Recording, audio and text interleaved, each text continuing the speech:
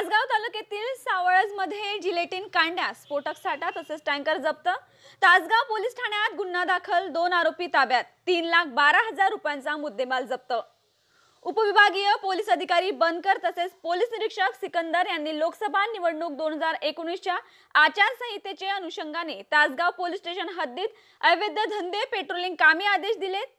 साळवज ते डोंगरसोनी जाणाऱ्या रोड लगत असणाऱ्या एका खोलीमध्ये इसम रतनलाल लालूराम गुजर हा जिलेटिन कांड्या तसेच त्याचा टँकर नंबर RJ06IR 1217 यामध्ये बेकायदेशीरपणे बाळगून असलेली बातमी मिळाल्याने दिनांक 3 मार्च 2019 रोजी 1:30च्या सुमारास छापा टाकला असता आरोपी शंकरलाल लालूराम गुजर वय वर्ष 28 वर्ष तसेच रतनलाल लालूराम गुजर दोन्ही सध्या राहणार सावळज तालुका तासगाव मुळगाव बक्कान रायपूर जिल्हा बिलवाडा राजस्थान यांच्या कब्जात खालीलप्रमाणे बेकायदेशीरपणे ठरवून दिलेल्या प्रमाणापेक्षा जास्त साठा मिळून आला आहे।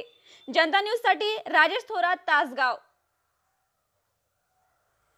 3/4/19 वाजेच्या सुमारास इथे धनले आणि त्यांच्या टीमला इन्फॉर्मेशन मिळाली की सावळज गावामध्ये रतनलाल गुजर आणि शंकरलाल गुजर हे दोन भावाच्या ताब्यामध्ये इलिगल डिटोनेटर्स आणि जिलेटिन कांडी आहेत। मिळालेल्या बातमीप्रमाणे इथे दंडेले आणि त्यांच्या टीमने सगळ्या ठिकाणी छापा टाकला असता त्यांना त्याच्या घराजवळ असलेल्या ट्रॅक्टरमध्ये एकूण 587 जिलेटिन कांड्या आणि 50 डिटोनेटर असे म्हणजे सुरक्षितेची काळजी न घेता ठेवलेले मिळून आले।